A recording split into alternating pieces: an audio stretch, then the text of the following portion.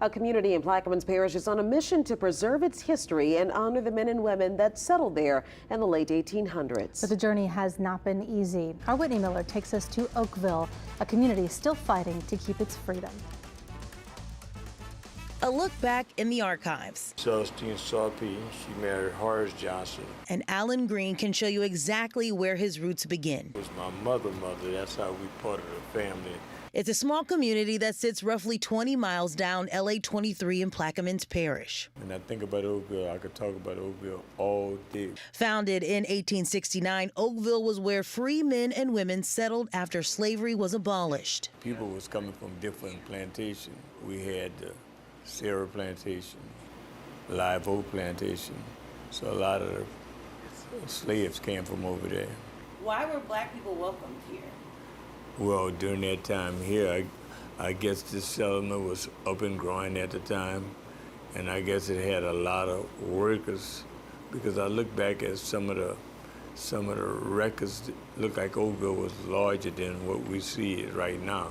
Although it's gotten smaller over the years, the spirit of the fight has grown.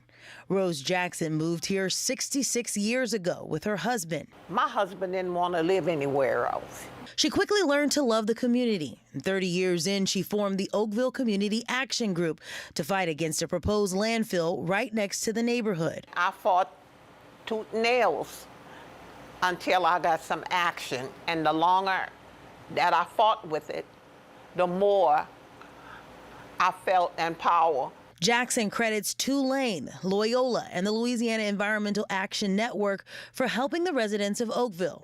Some came back in the picture this past spring when a new company tried to have Oakville zoning changed to commercial, proposing a temporary housing park for workers in the area. We've taken advantage of these communities, and we need to stop. These guys in their backyard, they got to bring a whole community out to shut this kind of stuff down. Oakville residents won during that meeting, but they say the threat to disrupt the community makeup always lingers. The overlook of our children, the benefit of raising our kids and grandkids here, we want change, but we don't want that type of change.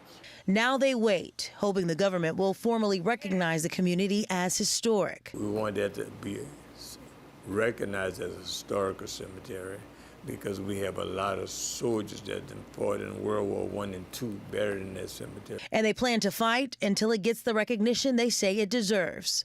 In Oakville, Whitney Miller, WWL, Louisiana. An amazing history there.